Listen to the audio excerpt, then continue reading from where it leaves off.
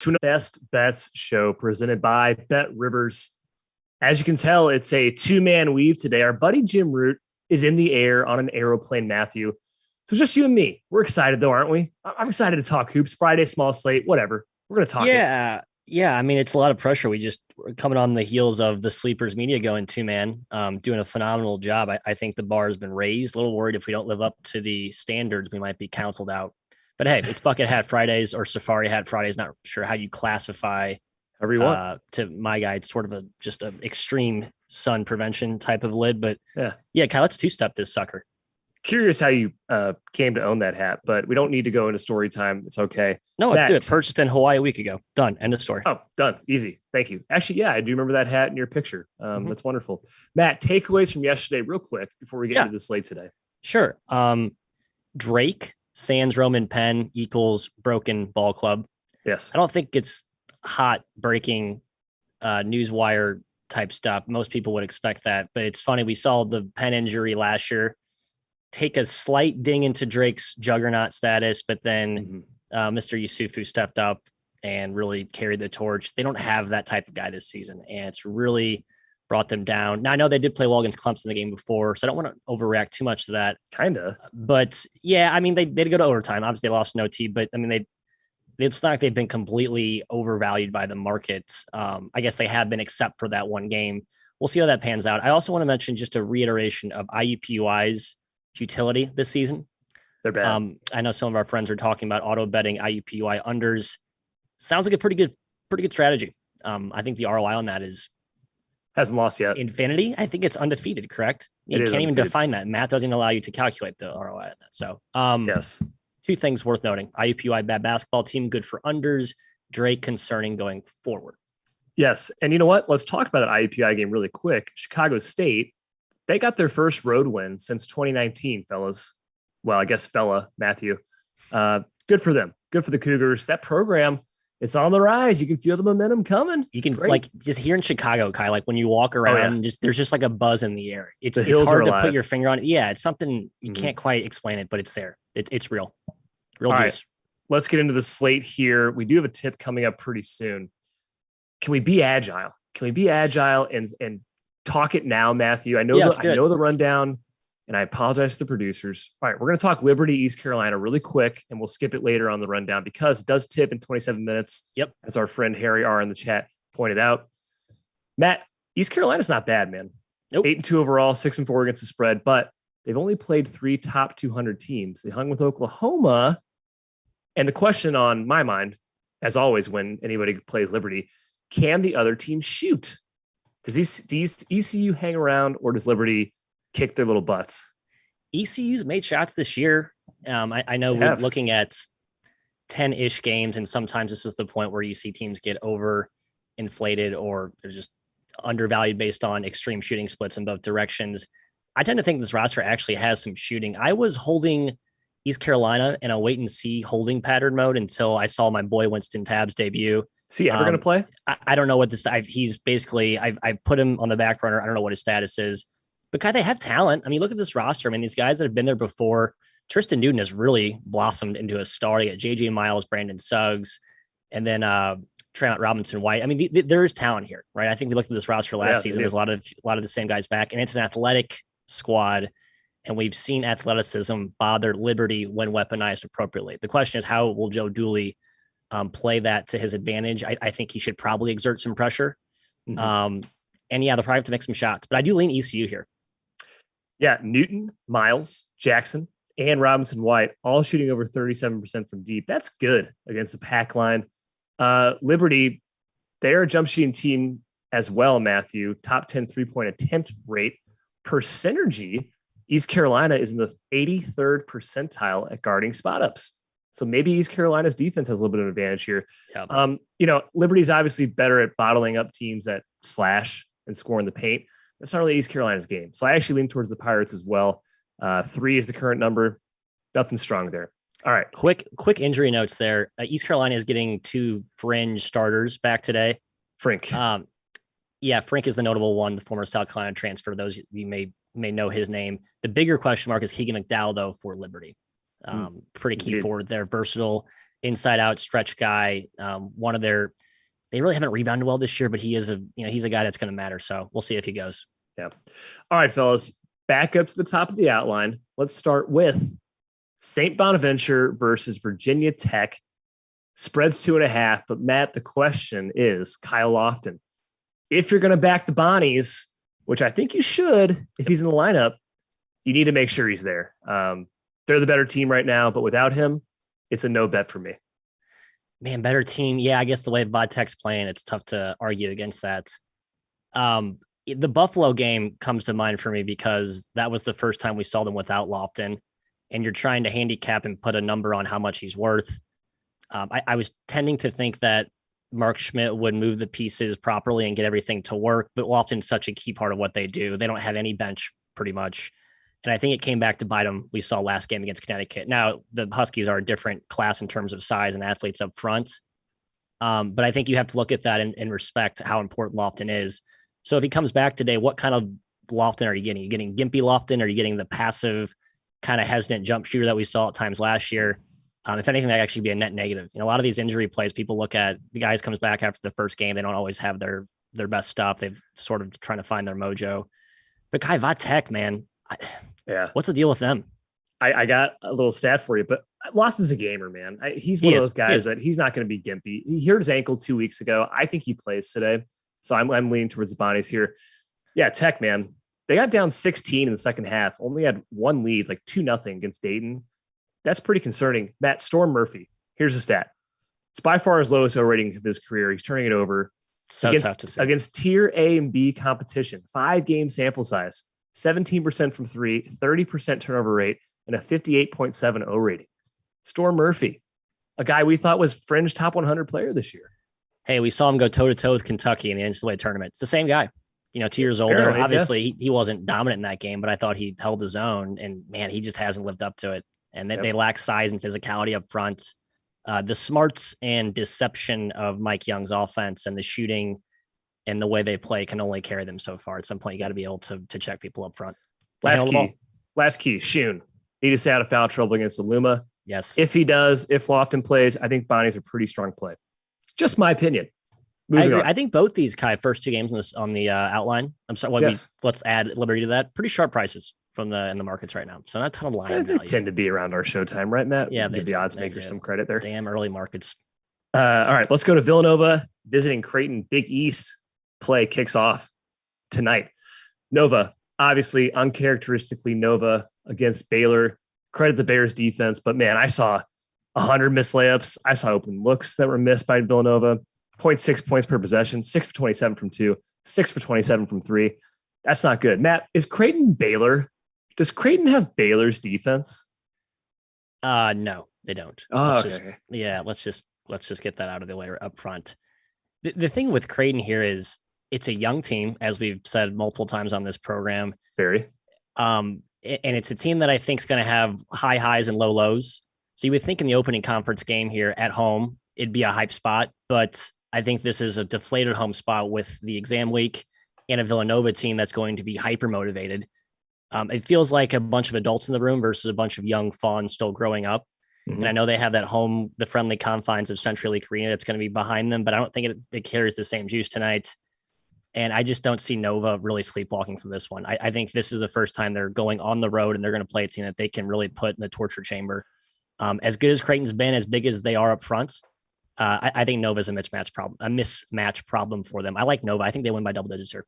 I don't believe it's exam week. I think that was the 6th to the 11th per Google. Did you do some research? Wow. If that helps. If that helps. We do need some official exam week beat reporters in the chat mob. So mobsters, please hop on for us. Thank you. I don't know how Creighton works, but I assume school is currently not in session. So it could be a lighter crowd, but in Omaha, I think Creighton basketball games are pretty big, man. I think that's what you do. Oh, yeah, they're huge. Absolutely. No offense to Omaha. If you're Omaha's a lovely city.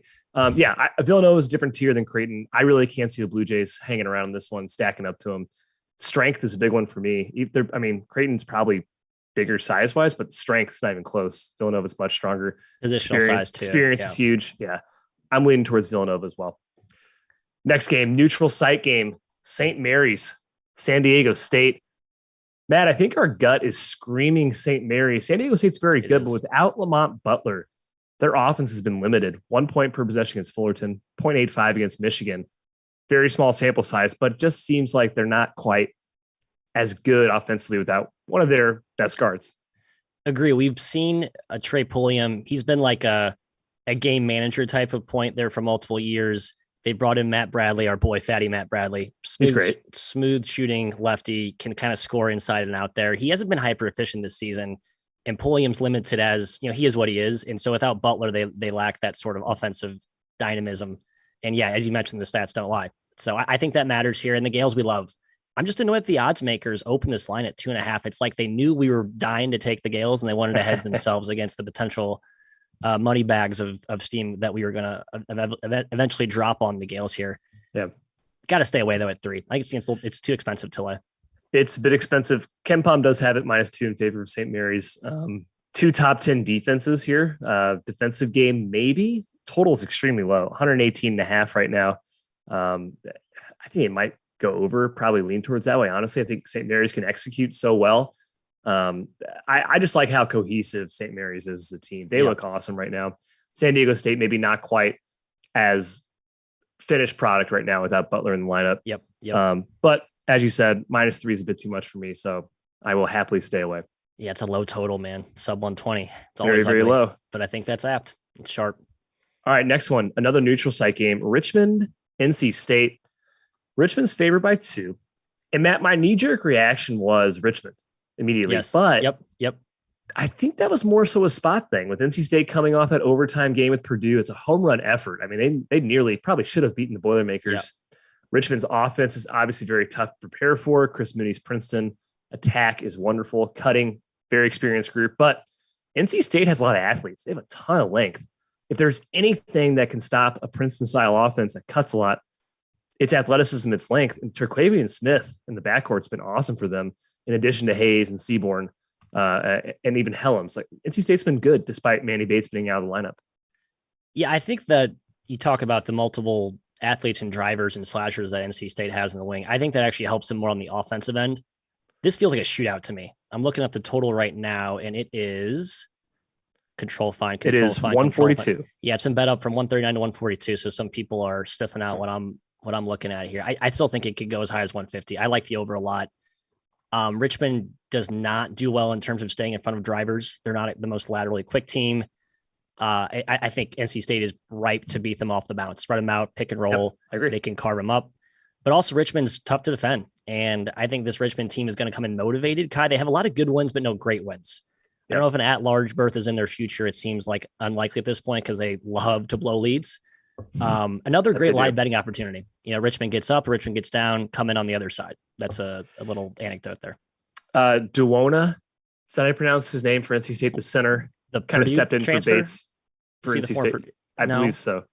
Doesn't matter. I think he's going to have issues on Golden. And I'm not talking about in the paint. I'm talking about when Golden keys the Princeton attack on the top of the key. That's a tough matchup there. I do think Helms is a great matchup for Burton, though. I'm on the fence. Again, my knee jerk was Richmond. Thinking about it more, it's kind of a stay away from me. I think it's probably a fair price at 2. Ebenezer, Kai, pardon me. Now I'm thinking of the other Ebenezer. Delona. He transferred to a small mid-major, which is I'm blanking on at this point. There's so many Delonas out there, man. There are so many. Yeah. Dime a dozen. Johnson, Smith, Duoma's is tough to peg them. I don't think we have any chat mob currently. Matt, you can correct me if I'm wrong, but I'm glancing seeing stuff that's on our resume or on our rundown already or hasn't come up yet. So real quickly though, a couple of questions on prior games, which you may not have addressed. Did you have a take on the Liberty total, ECU total? No, not really. I didn't. I tend to think I lean over I kind of lean over too. I think there's some shot making in that game. Yeah. That was the only outright direct question. That you're right. Won't already be addressed on the outline. So forge ahead. All right, let's continue. Furman, Mississippi State. Again, we're skipping ECU Liberty because we already talked about them today. Furman, Matt, as we know, was tied at half with UNC, but they got smoked in the second. They couldn't handle the Tar Heels inside. UNC grabbed 36% of their misses, shot almost 60% inside the arc. Yeah. Not super surprising. Furman's kind of been a sieve inside. And boy, watching that game, I mean, Brady Manick looked like Shaq. If you can make Brady Manick look like Shaq, you're in trouble. And then Furman shot 30% from 3. We said on our show, I believe a few days ago before that game, it was going to come down to shooting for Furman. They didn't get the job done. Mississippi State, a similarly aggressive team on the boards, even without Tolu Smith. Are you scared of Furman's ability to keep them off the glass? Yes. Keep them from scoring in the paint? Terrified. In the first half, everyone was lights out against UNC, and that's partly why they were up 1.5. And then nothing fell second half. I almost think if they would have balanced out that shot making throughout the game, it would have stayed closer and allowed that to play more competitively. But once UNC put that early run on with their interior dominant second half, it was pretty much over. Mississippi State doesn't have the same horses up front as UNC, but they definitely have size and length, even without Tolu Smith. I worry we could see a repeat episode of that. And I still continue to say cautiously, Mississippi State's kind of good, folks. I think they're good. It's not a sexy team. It's a team I think people want to say is trash. I think we've had a few people put the Mississippi State trash logo in our chat the last few weeks. Now it's a decent team, and Iverson Molinar is awesome. And they should beat Colorado State, and they probably do if Molinar doesn't go like 2 of 14 or whatever he did. One note personnel-wise, Cam Matthews missed last game for Mississippi State. He's an underrated sort of glue guy defender. I think he matters with the intangible stuff. But I know that's contradicting my players don't matter take, so I probably should just keep my mouth shut. Yeah, it's going to come down to shooting again for the Paladins. They can absolutely get hot, but Mississippi State's got a lot of length in the perimeter. They're coming off a cold night. I don't know. I'd rather just stay away in this game. I think Jim leans Furman. He does. I said worth noting what our colleague Jim, who's not with us today, Jim does Furman. Like Furman. The men if you like Jim, maybe put and a like on Fur, then you like Fur and men two together. Put it all on for Furman. Yeah, Furman. Done. All right, Charlotte at Wake Forest. This spread is 9.5, courtesy of BetRivers, down slightly from the opener. Too high. Around 10. Yeah, Jake LaRavia, Matt, one of Wake Forest's best players. He's averaging 14, 6, and 3 and over 2 steals a game. The guy is one of the best O ratings in the country from Indiana State. And without him, we saw against VMI, they were down 17 in that game. They obviously came back and won, but he's huge to their offense. But Charlotte likes to melt down. They like to hang around in the beginning. They like to melt. We've seen it a few times this year already. Matt, what do you think about Charlotte Wake? I love Charlotte. It's my best bet. Boom. Spoiler. Whoa. Unveil. There it 9.5. is. 9.5 at BetRivers. Anything 9 and above, I would officially endorse as a play. You're right, Kai. I mean, Wake Forest has been, for the most part, lights out all season. The Northwestern game, they sort of had a few leads, then blew them, then built leads, and then blew it again. But LaRavia was really the driving force in that game. He was the go-to guy that Northwestern didn't really have an answer for. I think he's actually the mismatch problem here for Charlotte potentially. As awesome as Alondas Williams has been, I mean, Jim brought this up this morning. I don't think I even realized how good of a year he's having. Like, I think he's having a good year, but it's like top end ACC all-conference caliber, potentially all-American if Wake continues to go on this surge. It's just a tough matchup for Wake for me, the way I see it. Anecdotally, the pack line, I think, keeps Wake out of the lane. But Kai, you have good data that sort of debunks my perception. It has me a little bit worried. I do. It shocked me. Ron Sanchez, a Tony Bennett disciple, packs it in, as does his mentor. Parks the bus. But Charlotte's 335th in field goal attempt percentage allowed near the rim. That's very, very bad. That's among the worst in the country. Basically, teams get a lot of shots at the rim against them, which is counterintuitive, and they make 61.3% of them. That's one of the worst in the country as well. That's worrisome. Williams gets to the rack, Matt. Walton's big. Muse just kind of hangs out in the perimeter, but he's also pretty big forward for Wake. It's just a funny defensive stat that Charlotte is it's very counterintuitive to me. It may be like a changing. I mean, there might be some stylistic changes that we're not really privy to, but yeah, you're right. Because the data does sort of debunk my stylistic edge there, but it's not a stylistic play. The number's too big. Charlotte's a good team. It's too big for a neutral site game. It's in their backyard. It's like 30 minutes or 20 minutes away from campus. I don't think Wake's too far away from. No, it's all close. But I mean, like, I think the Sanchez was quoted like, "Oh, I love this MTE. It's in our backyard. It's like it's sort of a reinvigorating energy type of thing." All that nonsense, qualitative BS, I'm going to buy into. So sorry.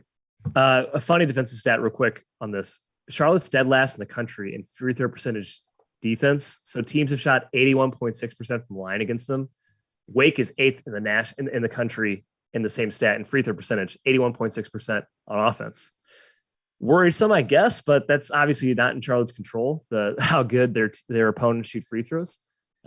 Just a funny stat, Matt, that came up while perusing Were the you various analytic sites. Were you a trash talker when guys are shooting there at the stripe and you're sitting there at the like the elbow, the third? In my chippier years post college, you suck, miss it, like that kind of stuff. It's always good.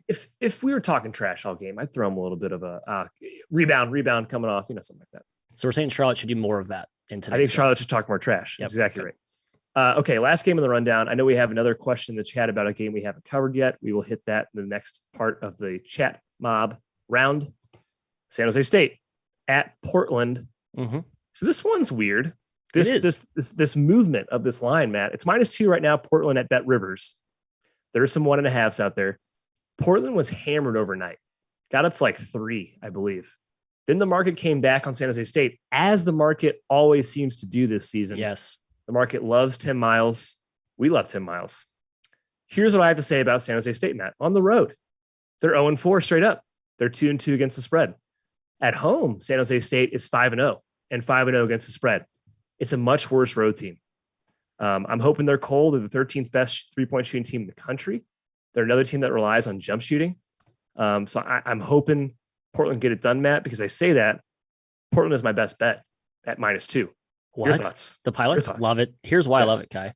In addition to you endorsing it on the onset there, just as an initial advantage of confidence, it's an interesting spot where they played Monday and Wednesday. So it's their third game in 5 days for Portland, but they're coming from Oregon, so not too far away.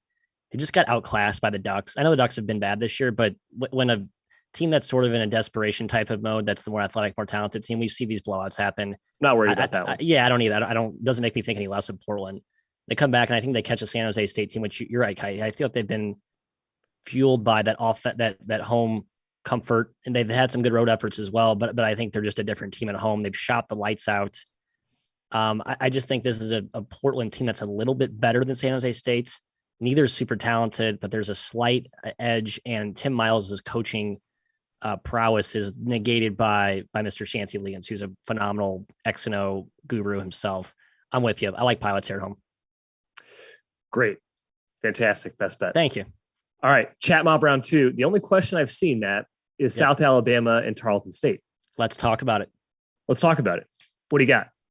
I'll hit the side first. Our beloved Undertaker brother and Jimmy Roots has a I kind of just spoiled what his play is on the total, but we'll talk side first, and then we'll get to the total and why that there actually might be some parallels between both. All right, let's get there. I think it's down to +1 at BetRivers, Matt. +1. Okay. Tarleton State's +1. So these two teams just played on Tuesday, as I believe we mentioned on that show. Game was it was neck and neck throughout. South Alabama put a late run into the Texans, and our beloved Texans with a little backdoor bucket to get the push. If you had +7s, if you had +6.5 or below, I apologize. This is a tough beat for you. But now you're coming back to Tarleton. So both teams making the same trip back to Central Texas. I think it's just like a half hour outside of Fort Worth.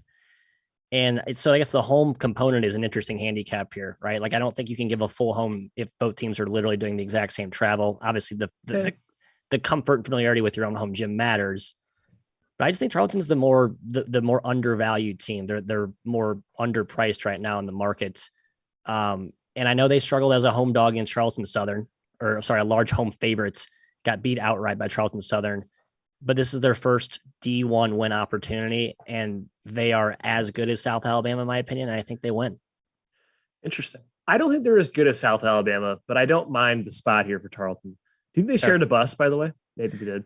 Maybe they're throwing food out the window as they're going down the interstate there or something. Yeah, I don't know. There are 2 more questions, but we might as well spoil it already because you already did. Yep. Jim's best bet today, guys, is South Alabama, Tarleton State under. And the current price is 126.5 at BetRivers. So here's what I got to say about this. And Jim and I have discussed this offline as well. 2 days ago, when these teams played, the total closed at 123.5. That obviously went over. The opener, the opener today was 127. 131. So nothing really changed besides, okay, these teams played one game together and odds makers moved the total up 3.5 points. To me, that says value is heavily on the under there. I think Tarleton State handles the tempo much better at home in their home environment. I think it's a great bet. I commend Jim, and I hope he hits for his best bets. I agree. There's 71 possessions in that game, which actually was faster than was pretty high for those two teams. However, a lot of it was late game back and forth frenetic nonsense. So if you just like isolate the first 30 minutes, it was a crawl, as every Tarleton State game is. They just bring you right down in the muck and they drag you through it. And I think that's where South Alabama struggles to score potentially too. So I think there's some correlation between Jim's under and my Tarleton State. So if you have the opportunity to bet a little parlay there, go for it. But most books aren't really allowing you to do that right now, right? Unfortunately. Okay, we got two more questions here. Number one, North Dakota State and Pacific. This spread's come down. Yes, it has. I believe it is actually went back up a little bit. It is -2 in favor of Pacific at BetRivers. Pacific, Matt, is a team that we have been fading. Yes. North Dakota State, we've been on more than average. Sam Grissell back in the lineup, though. Yeah. Sam Grissell back in the lineup is huge. Yep. 25 points against Indiana State. He was excellent. He was supposed to be on a minute restriction, and Richmond was like, nah, you just need to play. You're the only guy that can do anything. Any lean in this game?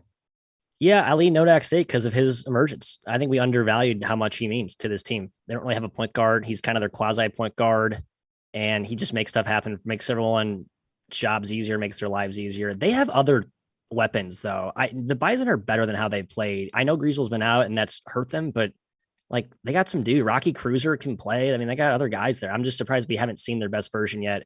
Or we don't see it tonight in sort of a dead, weird West Coast travel spot, but I think they're the better team, and you're getting a pretty cheap price at +2. I would hop in. Yeah, I'm leaning towards the Bison as well. Get in there.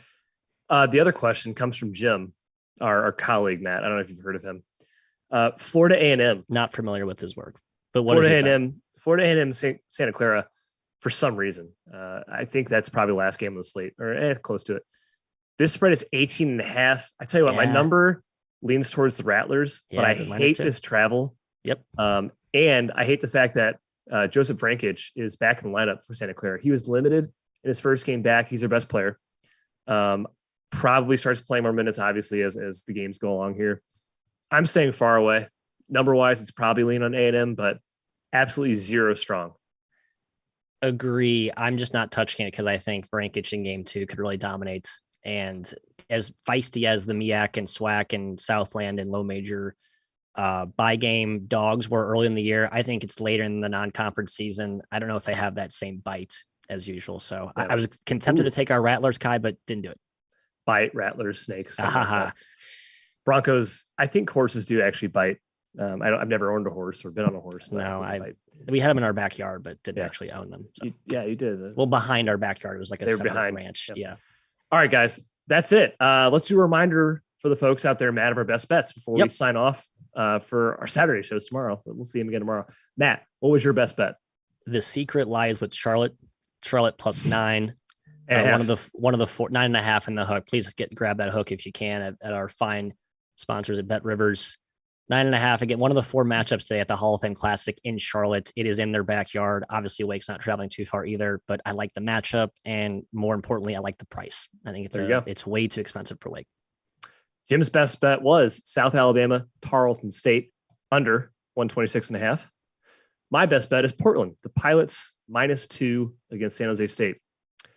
That's it, fellas. And I mean fellas, I mean fella. Matthew Cox. Appreciate the 2-man weave. You know what? Jim's in the chat. I can say fellas. Jim, thanks for joining the chat. Chat Mom, thanks for joining as well.